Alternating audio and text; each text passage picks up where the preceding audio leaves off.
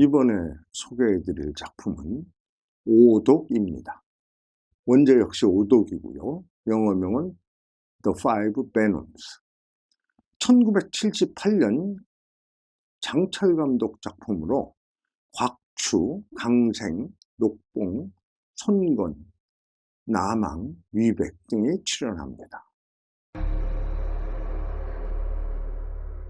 강호의 신비문파 오독문의 장문희는 자신의 생명이 얼마 남지 않았음을 알고 뒤늦게 들인 6번째 제자 양덕에게 유언을 합니다. 우리 오독문은 강호의 해가 되는 일을 너무 많이 했다. 우리 문파는 없어져서 마땅하다. 내가 죽으면 내가 강호에 나가 사형들이 조금이라도 악한 삶을 살고 있다면 나 대신 처단하라. 하지만 양덕은 사형벌인 오독문의 5 제자가 강호에 나간 후에 받은 제자였기 때문에 사형들의 얼굴조차 모릅니다. 사부는 사형들의 특징을 설명해 줍니다. 첫째, 장효천은 진해, 즉 500을 익혔다. 외호는 백족천수, 100개의 발과 1000개의 손을 가진 듯 공격이 다채롭고 변화무쌍하다. 둘째, 제동은 뱀, 즉 사공을 익혔다. 외호는 영산항군, 영사공은 유연하며 영활공은 힘이 솟구친다. 수법은 우두사수, 좌두삼이. 오른손은 뱀의 머리고 왼손은 뱀의 꼬리처럼 연한 공격을 한다. 셋째, 정첩은 전갈, 즉 갈자공을 익혔다. 손은 전갈의 집게처럼, 발은 전갈의 꼬리처럼 사용한다. 첫째와 둘째는 셋째의 존재를 모른다. 나는 셋째가 나간 후 넷째와 5째를 제자로 받았다. 그들은 사형의 존재를 모른다.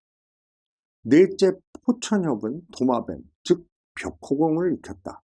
경신술과 차력에 능하며 제자 가운데 가장 나이가 많다. 5째, 양승은 두꺼비, 즉 한마공을 익혔다.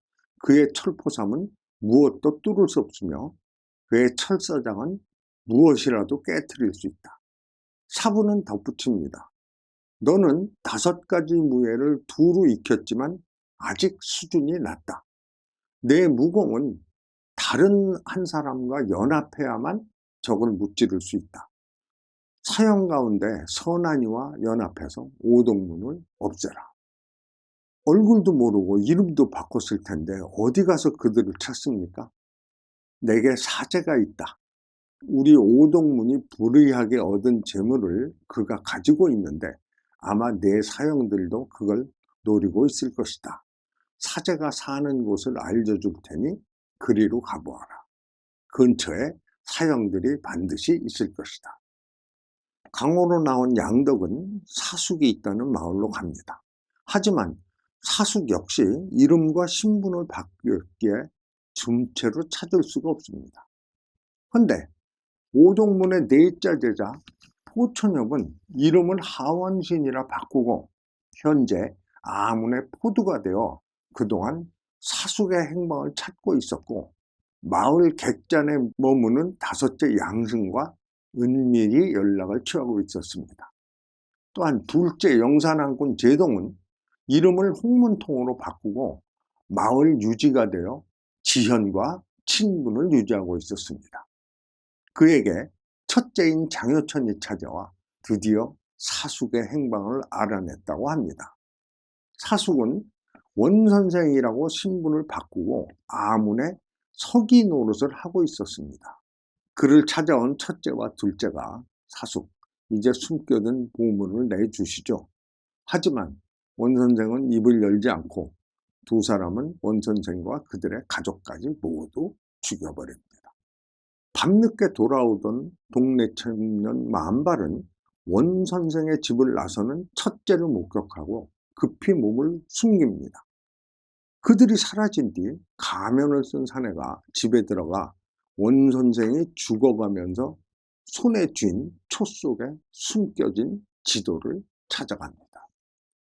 원 선생을 비롯하여 가족 11명이 살해되자 관아는 난리가 났습니다. 하원 씨는 강호인 2호 행세를 하며 객잔에 머물고 있는 다섯째 양승과 만나 상처로 보면 첫째 사용 배쪽 천수와 둘째 사용에 사공이 사용된 게 확실해. 그들을 찾아야만 해. 그때 동네 청년 만발이 범인을 목격했다며 범인은 턱석부리이고 홍문통의 집에 머물고 있다고 합니다. 외출했던 첫째 장효천은 포켓들에게 둘러싸입니다. 그가 무공을 사용하여 빠져나가려 하자 객잔에 있던 다섯째 양승이 막아섭니다. 첫째는 다섯째의 한마공을 이겨내지 못하고 생포되어 감옥에 갇힙니다. 그날 밤 둘째 홍문통의 집에 가면을 쓴 사내가 찾아옵니다. 누구도 진면목을 본 적이 없는 셋째 정첩입니다. 그가 다섯째가 포켓을 도와 첫째 사용을 체포했으니 그를 없애야 한다는 말을 하고 사라집니다. 홍문통은 지연에게 뇌물을 주며 일을 잘 처리해 줄 것을 부탁하고 지연의 폭회, 임광을 시켜 만발을 협박해서 증언을 번복하도록 합니다. 또한 강직한 하원신이 이를 그르칠까 두려워 그에게 다른 성으로 서찰을 전달하라는 임무를 주어 자리를 비우도록 하고 자신의 말에 복종하는 마등에게 객잔에 머무는 수상한 인물 2호를 잡아오도록 합니다. 마등은 범인이 아니라면 염려할 것이 없네.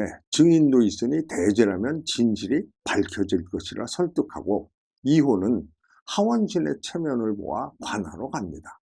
하지만 관하에서 만발은 거짓 증언을 하여 장효천은 풀려나고 2호로 가장했던 양승은 투옥됩니다. 양승은 넷째 사형인 하원신이 돌아올 때까지 기다리기로 합니다. 하지만 홍문통이 지연을 찾아와 다섯째의 한마공을 깨트릴 수 있는 만침의를 만들어 고문하라고 하죠. 만침의는 철갑옷 같은 형태로 안쪽에 9,900개의 바늘이 모든 혈도를 찔러 한마공을 무력화시키는 것이었습니다. 독을 탄 술을 마셔 운신을 하지 못하는 양승에게 지연은 만침의를 입혀 기공을 파괴합니다. 그럼에도 그가 심하게 저항을 하자 어디선가 전갈 모양의 표창이 날아와 그를 완전한 폐인으로 만듭니다. 지연은 거짓 자백서에 혼절한 양승의 수결을 찍습니다. 첫째 장효천은 무죄로 풀려나고 폭회 임광은 양승의 얼굴을 물에 적신 한지로 덮어 질식사를 시킵니다. 그리고 그날 밤 장효천과 제동은 임광과 만발을 살해합니다. 이제 사건의 진상을 아는 이는 아무도 남지 않았습니다. 일을 마치고 돌아온 하원신은 망연자실하지 않을 수 없습니다. 자신의 체면을 보아 옥에 갇혔던 사제 양승은 자결했다고 하고 증인인 만발과 폭회 임광이 급사했다는 것입니다. 수상함을 느끼고 검시관을 찾아간 하포도 다행히 검시관은 정직하고 의술이 뛰어난 사람이었습니다. 두 사람은 자연사처럼 보이지만 실은 살해당했습니다. 만발은 구전으로 인후를 꿰뚫렸고 임광은 잔해침으로 뇌를 찔렸습니다.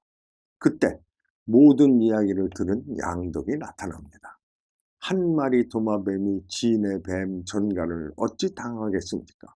제가 여섯째 양덕입니다. 신분을 밝히며 사부의 유언을 전합니다. 그리고 장호천과 양승이 겨루는 것을 보고 각각 첫째와 다섯째 사형님을 알았고 지연 곁에 있는 홍문통이 영산항군이며 다섯째 사형이 고문을 받을 때 갈미표가 날아왔으니 셋째 사형도 그곳에 있었음이 확인된다고 합니다. 남은 이는 다섯째에게 관심을 가지던 넷째 사형님을 알았다고 하죠.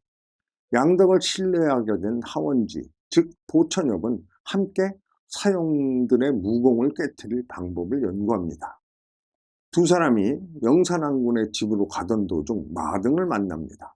그는 포도를 그만두었으니 자네를 돕겠다며 동행을 하죠. 영산왕군의 집에서 격전을 벌이는데 마등은 뒷짐만 지고 있습니다. 위기에 몰린 영산왕군이 마등에게 셋째 우리를 도와줘 라고 말합니다. 자신의 정체가 탄로난 마등, 그는 갈미표를 던져 둘째를 쓰러뜨리고 그동안 넷째 포천혁과 여섯째 양덕은 첫째인 장효천을 처치합니다. 쓰러져 있던 영산왕군이 정첩을 기습하고 그 틈을 노린 두 사람이 그를 쓰러뜨립니다. 죽은 셋째의 품에서 사숙이 남긴 보물지도를 찾은 두 사람은 그 재화를 찾아 선한 일에 쓰기로 약속합니다.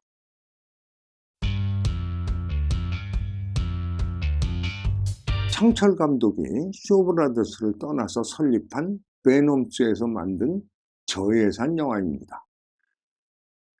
독을 바탕으로 한 오동문, 6명의 제자, 서로 다른 무공, 서로의 정체와 존재조차 모른다는 설정이 재미를 주는 영화입니다.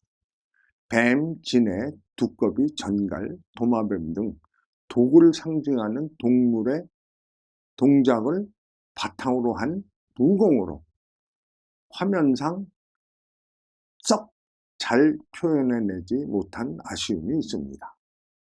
그 무공의 특징을 살리려다 보니 오히려 액션이 좀 약해진 것 같습니다.